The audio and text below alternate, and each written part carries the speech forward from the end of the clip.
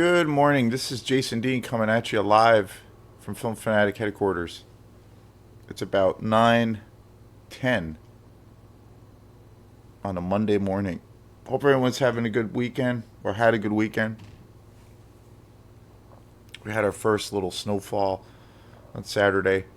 It was pretty mellow as far as snow goes. We only had maybe a couple inches, but it's always funny. I was talking about it with a friend yesterday on how I wonder a lot of the times if most people and a lot of people that live in Maine, the way everything is so overly hyped up with weather all the time. I mean, it is that way with everything. Everything is I don't know. It's the climate or something that we live in where everything has got to be looked at as being this extreme case, and everything is dangerous and over the top. But it's funny because there were some events that were canceled on Friday because we were supposed to have some snow this weekend. And I remember a friend of mine sent me this thing,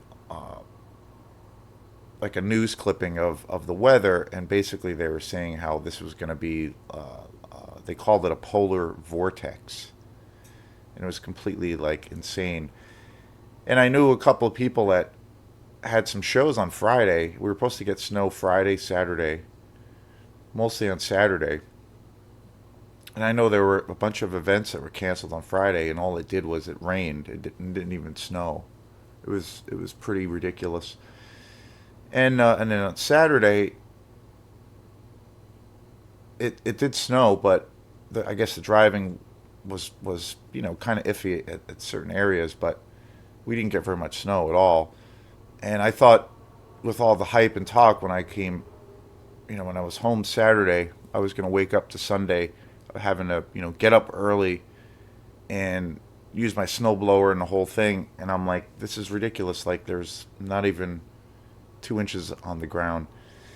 And it's this heightened thing where a lot of the times where I feel people who live in Maine, or just the general consensus, like, or people who live in New England, during wintertime we get snow. So why is there this frenzy that people are panicking? Like, don't they know that they live in Maine and New England and that we get snow? And it's just a funny state of affairs of how things are handled most of the time. But anyway, so I did not do very much on Saturday. I just kind of hung out, watched some movies. I did a review. Thanks again for people checking out the videos. Just had another video that went up into the thousands range, and more folks are subscribing, and more people are starting to comment on the videos. So please continue that. I love interacting with people who are fans of this page and also fans of these movies. I'm always blown away by certain films that get the traction that they do. It seems to be a lot of the films that I cover that are the more obscure kind of grindhouse films are getting the most traction. It's pretty funny. I offer try to offer a big range of films on this channel. And again, the primary focus of this channel is to bring movies that are pretty obscure to maybe to some new folks, and give them, shed a little light on those films that are pretty obscure, and maybe a lot of folks have not heard of these films, particularly in the science fiction horror realm. And I know those are two massive genres, and particularly the horror genre. So if you like a lot of newer horror films, then you might like to see these other films that came many years before, and that might have had a part in influencing those movies. I always love, if I discover a genre or something, I love, or a style, I love tracing it back, and seeing where you know, the origins of that particular style, or seeing where some of those things originated from. So that's the main focus. But I also, at the same time, That's the main focus of the channel. But I also love to really mix things up and show movies that I just love, regardless of budget, regardless of style. It's all about the movies. So I don't know. I was thinking about that the other day. That it's kind of funny that I did coverage of a review of Avatar, and then also, which was the biggest money making movie of all time. And this today's review is actually Avatar 2, The Way of Water. I saw it yesterday in 3D. So today's show is going to be all about that experience and my thoughts about it. I was going to do it originally right after the review, but I kind of needed some time to digest it and to kind of relax. But anyway, I was thinking the other day that it's kind of funny that I'll cover a movie like Avatar, which is the biggest grossing, that has the largest budget. In some ways or in some terms, you can look at it as being you know a Hollywood movie on steroids, like the biggest possible production you can imagine. But then I'll also on the other extreme side of things, I'll cover Herschel Gordon Lewis, Blood Feast, which was like in some ways as opposite as one could possibly even fathom. And I think so. I don't know. Not that I'm patting myself on the back, but I think that's kind of cool that I can show a range of films and not really, discriminate against a certain style or whatever. It's like if I want to talk about a movie or something that's on my mind or something that I'm really passionate about, I'll talk about it. It doesn't really matter. But I always go back to the original idea that the primary focus is to try to focus on films that you know that don't have that high visibility to them. So yesterday, I went with friend Aiden. We went to go see Avatar 2, The Way of Water. We went to the 350 show in Rockland, Maine at Flagship Cinema. And I hadn't been to the last time I went to a matinee, I had gone there to see actually it was the last time I saw a movie in the theater, but the last movie I saw in the theater was Halloween Ends, and I saw that on a Sunday, and it was during the day, like at 3 or 4 o'clock in the afternoon. And matinees are typically like they're cheaper. The tickets are a little bit cheaper, and a lot of people will wait for the matinee or go to the matinee because they don't want to have to deal with like big crowds and so forth. And I get that, but generally, I don't know. Times I've gone over the summer to movies at night, like even on a Friday or Saturday night, turnouts have not been that great. That's always been a thing of concern for me. And I've seen some really great films, but generally it seems now when I go, which is not as often as I like to go, but I'm trying to go more often. Um, I go to like matinees or like off days, like Mondays. I've gone to see a lot of movies on the Mondays or at night, and then on Sundays. So, which is cool, and I enjoy that. But I generally see that folks are not turning out. But yesterday, considering it was a matinee, and it's Avatar 2, there were quite a few people there. I was impressed that there were a lot of people in the theater, and it was pretty much a full house. So that was impressive.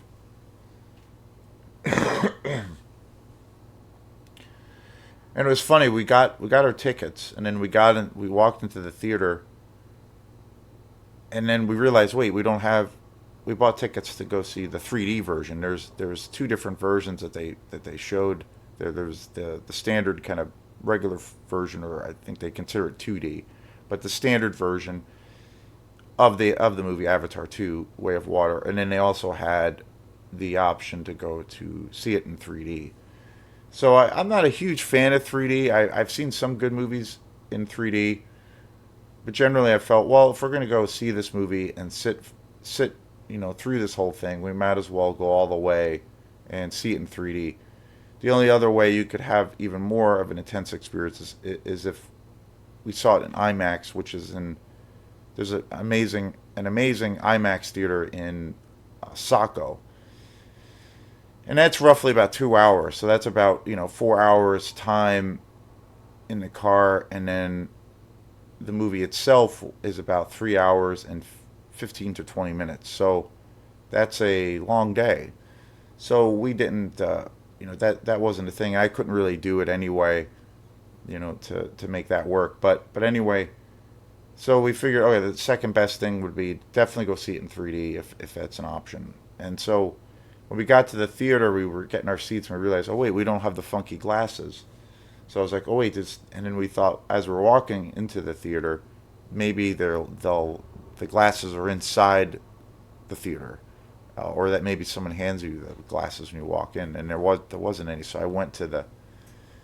I got up and I went to the front desk and I asked the girl that was there, and she's like, oh sorry, here's your glasses. So I grabbed the glasses and then we were good to go. And so and it was an interesting thing because the trailers were before Avatar 2 were pretty incredible. There are three movies that I'm really excited about seeing, particularly the two of them. But they had the trailer for the new Raiders of the Lost Ark, which actually looked pretty good. I was impressed.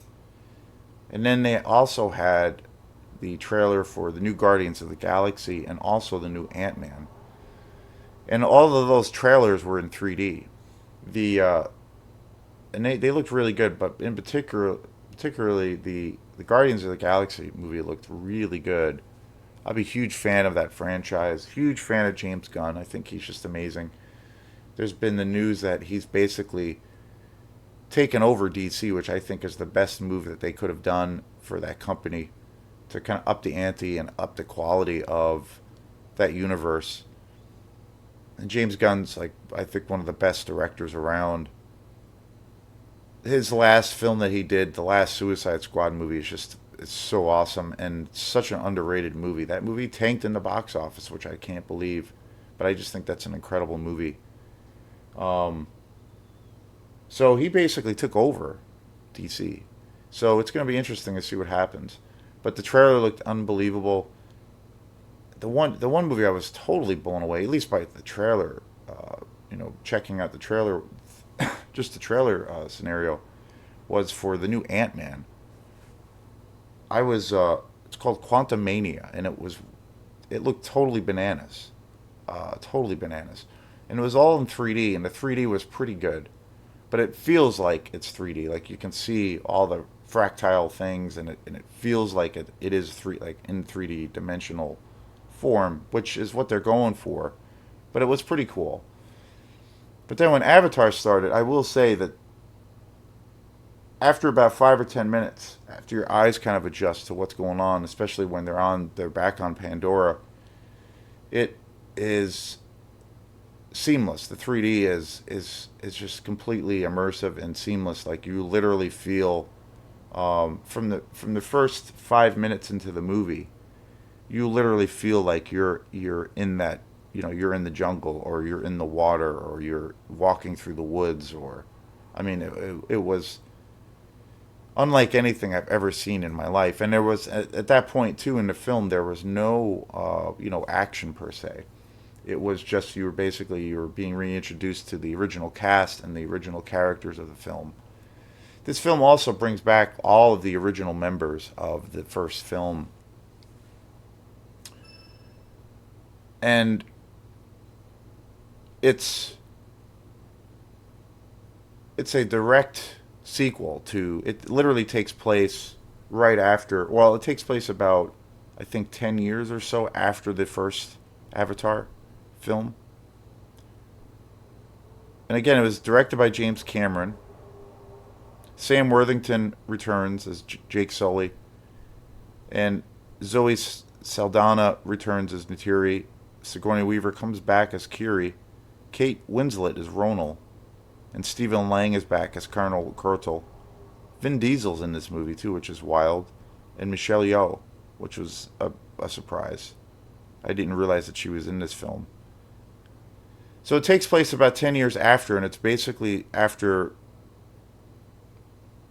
Jake Sully and Neytiri have moved on and they've had like a bunch of kids basically, and they're living this kind of idyllic, life, and all is good in the kingdom. Everyone's peaceful,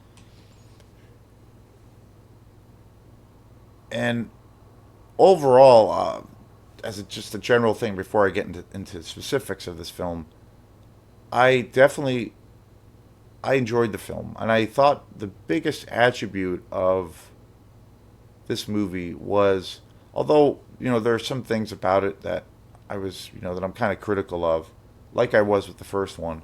I felt this one moved along. It didn't really drag. It didn't drag at all, which was surprising.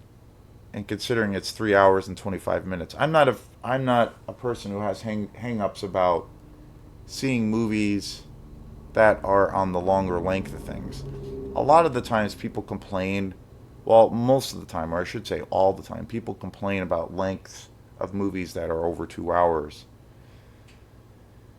And for me, I think at one time in this, when you look at a lot of classics, like say, well, my favorite film of all time, The Godfather, or say films like Apocalypse Now, or you know, even further back, movies like Citizen Kane or Touch of Evil. Um, movies that are like cinematic experiences and movies that are considered to be, true film classics. Typically, the length of a lot of those films is about, close to 3 hours. So that's always been a thing. It's not necessarily a new thing as far as length of certain films. I think maybe it might be safe to say that there's a lot of films that do come out now that are not on par. I wouldn't consider them to be classics, but generally the length of certain films is a little bit longer than maybe than average. But that's not a new thing for films to be on the lengthier side. But the strongest quality, the thing that stood out the most was with Avatar 2 was I definitely don't feel like it dragged. I didn't. I yawned once, but that was just a normal reaction. It wasn't really in regards to my reaction to the film. I was just just a normal thing in the afternoon because we went to see the 350 show on Sunday, and so the length thing isn't an issue for me. But I was impressed that it didn't drag. It felt like the whole thing kept moving along during that entire time. There wasn't all of this downtime and areas of where it drifted off or got boring or where you're starting to get uncomfortable. You're like, okay, let's wrap it up. There were never any moments of that. Um, and it's the funny thing too about that attitude that people have about that, where people constantly complain about the length of movies, is that like if you look at our culture now, with say streaming, it's a regular routine thing that's accepted into our culture for people to quote unquote binge watch their favorite television shows, of where they'll sit through like 6 hours or whatever it is to watch their favorite TV show, and that's a lot of time. Like that's an all day, all night, or 24 hour investment, and that's like routine. People do that all the time. I was in Opera House Video the other day, getting some movies in Belfast, and there was a couple in there, and they were in there. It was on a Saturday, and I could overhear their conversation, and it was pretty funny because apparently both of them work a lot during the week, but during the weekends they have off. They have 2 days off, and basically what they do on Sunday is their movie day, and they just watch movies or binge watch TV shows literally all day into the night. Like that's what they do, and I think that's awesome. But they were talking about how like binge watching, and they were picking out some television show, and they had seen the first or second season, and they were renting the fourth season for this particular show. And they said they literally watched it from like noon on a Sunday. They started watching it at noon and then finished it up at like 8 or 9 o'clock at night.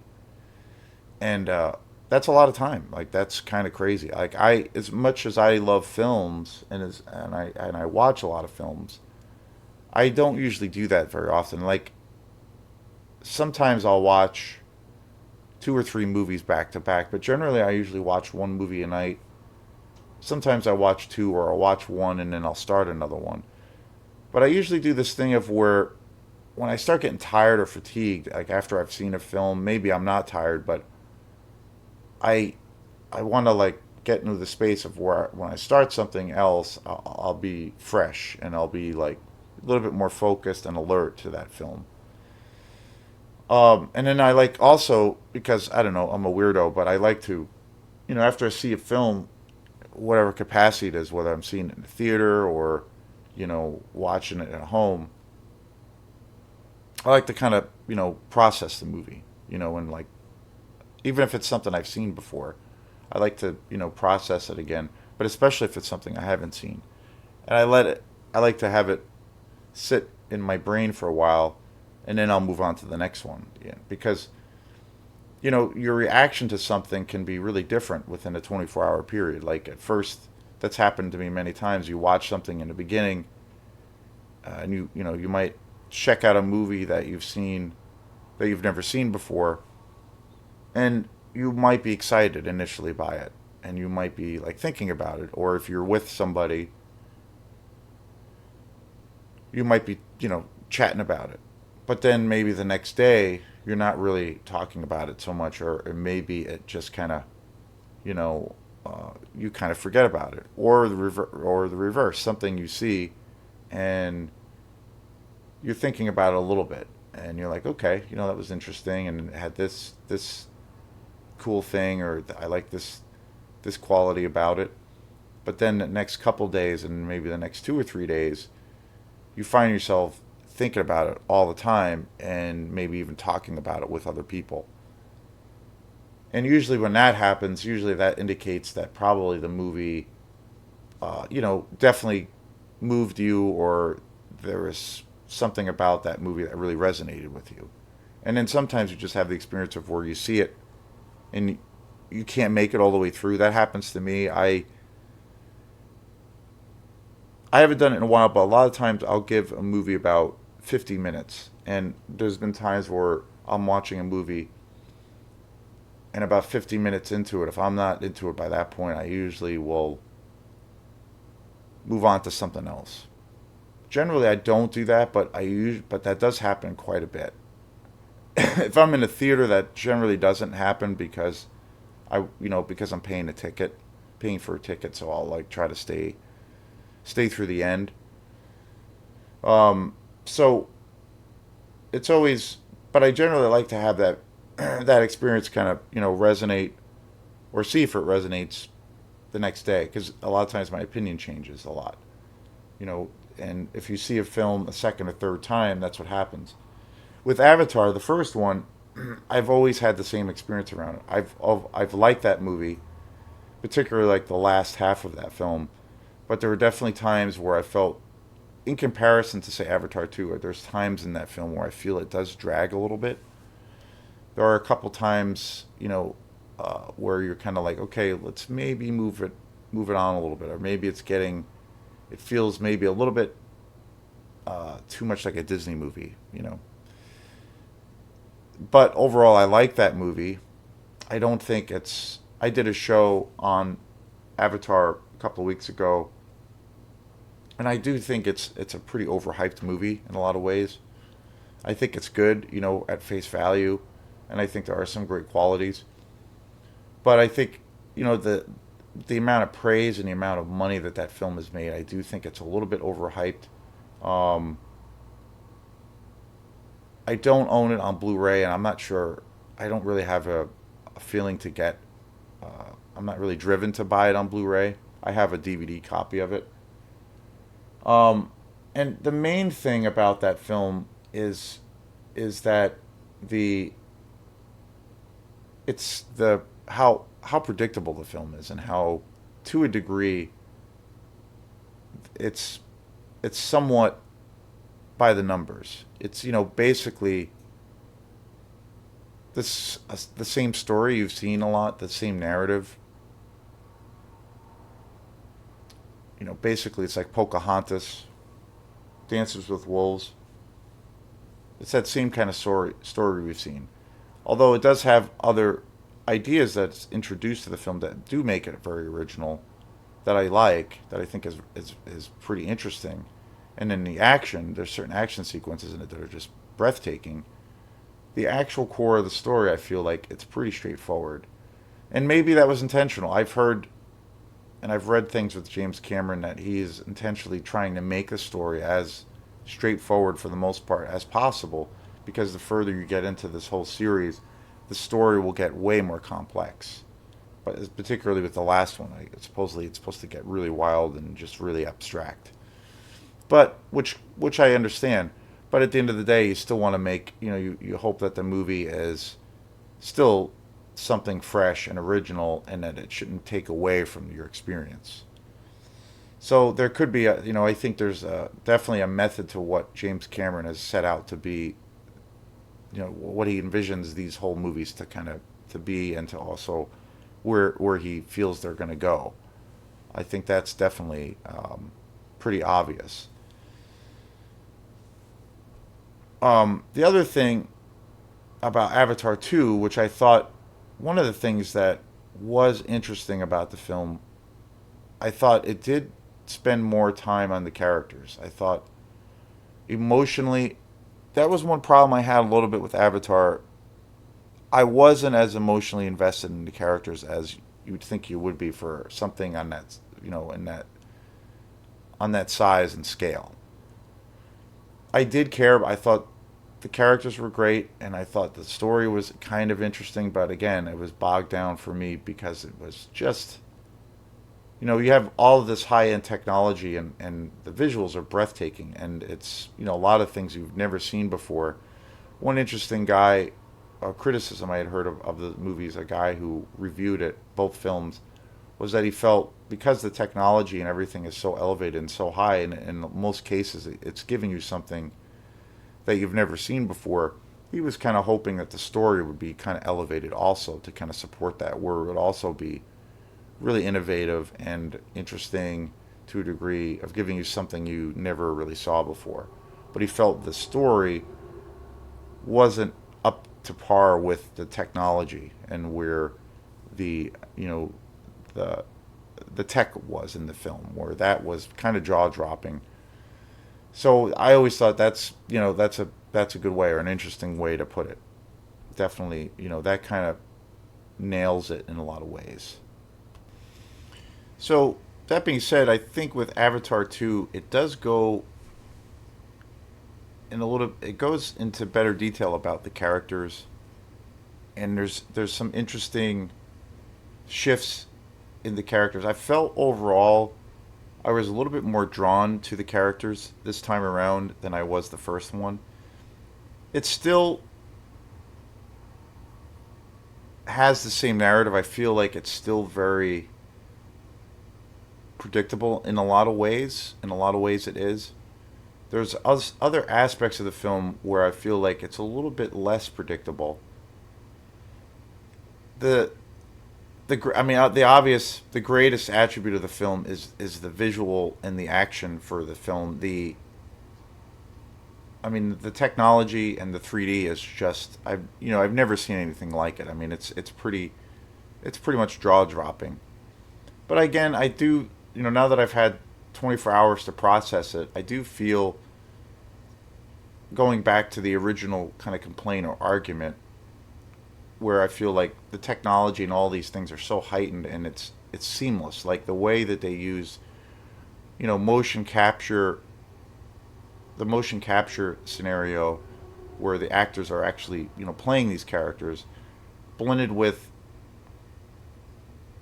practical effects, but then blended with CGI, is is completely seamless. Like you literally, um, you can't see any kind of difference. It's all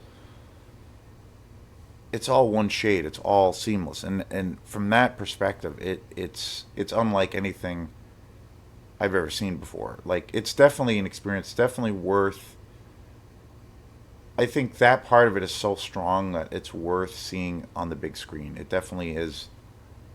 It's kind of a game changer as far as that stuff goes. As far as the technology and the use of live action in combination with CGI, and also seeing that these actors are actually performing, within these scenes. The way and also giving all of these characters, considering that there is so much tech involved, giving them a human quality to them, which I thought was was overall really well executed. So it's a spectacle that needs to be seen, I think, in the big screen, particularly on 3D in 3D. Like I said, I'm not a huge fan of 3D. I think a lot of the times, well, it kind of makes my brain hurt, but then it's also kind of distracting. It takes me a lot of the times it takes me out of the story. Visually, it can be really cool, but this 3D was seamless. It didn't feel like it was distracting at all. It was so seamless in that you're totally immersed in each scene.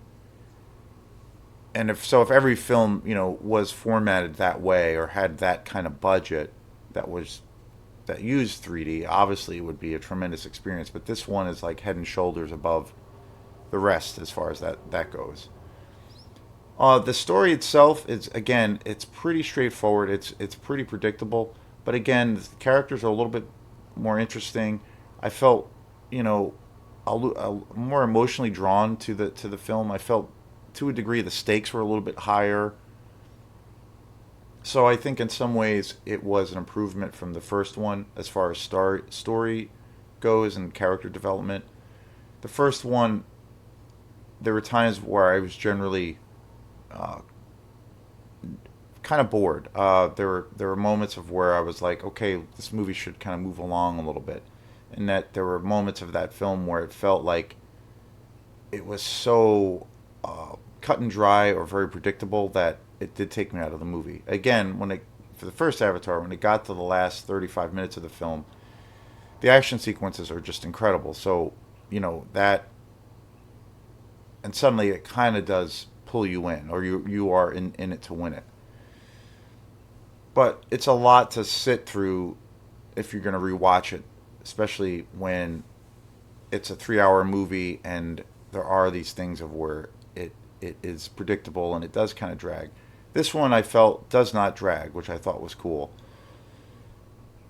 Even though, like I said, it is predictable. There's one thing. One of the biggest criticisms of the film that I had was there's a scene of where basically it's it's a it's a survival and revenge story, and again, very very straightforward. But the whole motivation of the story is basically, you know, Jake Sully and Natiri are basically, they have children and they're trying to live in peace and harmony, which we've seen before.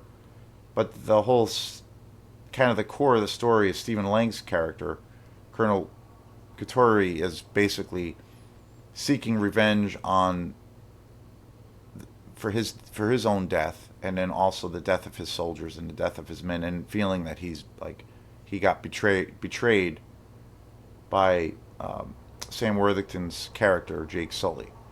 So that's like the motivation of the villain, which is pretty standard, and it goes into the whole thing of like the reluctant hero. Of another comparison I've heard this movie being compared to is The Patriot, with Mel Gibson, which is a great movie, but it has that whole thing of like the reluctant hero. Again, a story that we've heard many times and seen many many many times, where the hero is the reluctant hero. He wants to live in peace and harmony and just care and take care of his family or his immediate love, and he's does not want to be pulled into the war again. And then over time, he eventually has to make that decision, and then he goes back to becoming a warrior, and or takes up arms, and then you know that whole thing plays out, which is a scenario we've always seen in countless movies.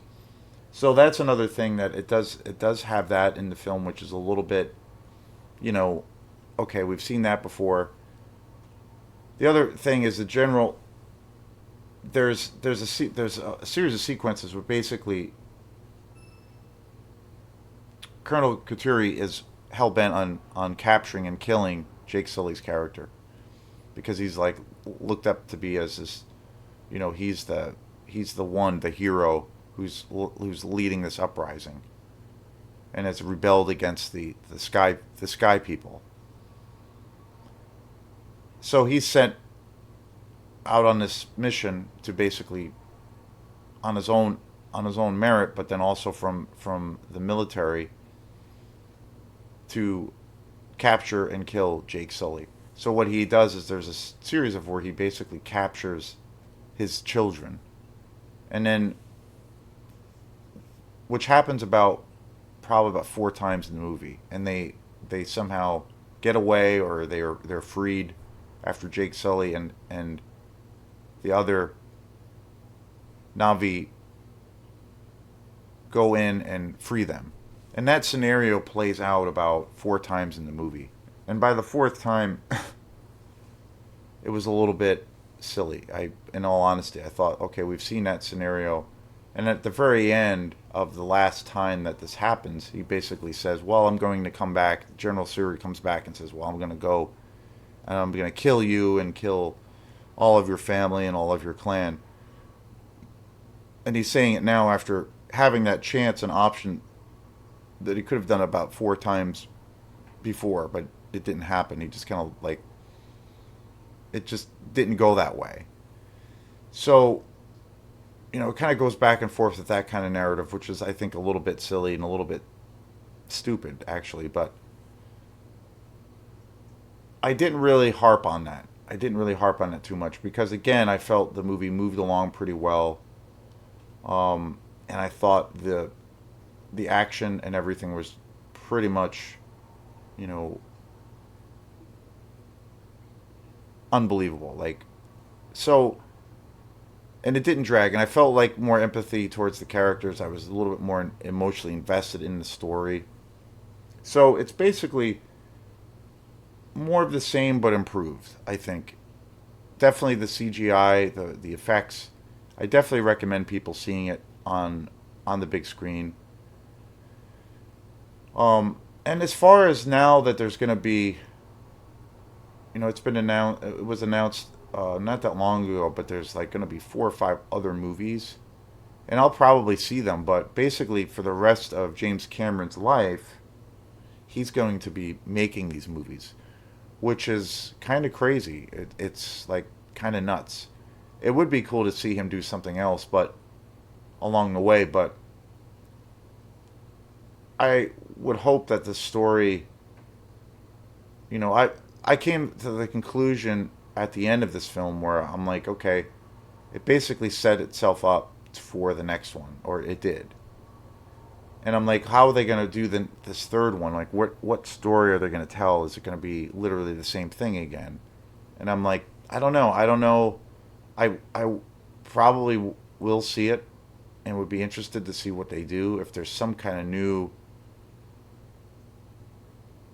plan that's hatched as far as what they're going to do with the story, like something totally different and original and outside the box, or I don't know.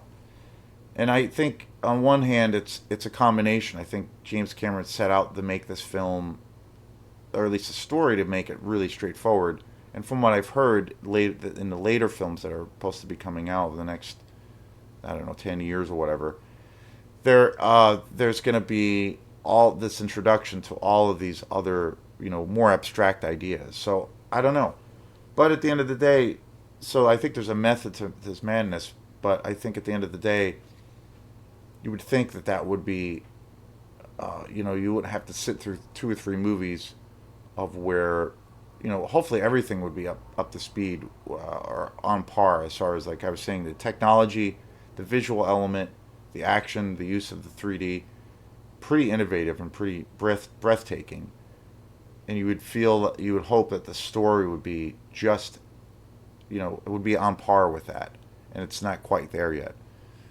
And you wonder, well, is that a pretty bad move? At face value, I would say, well, yeah, I think that it definitely affects the movies, and it definitely is going to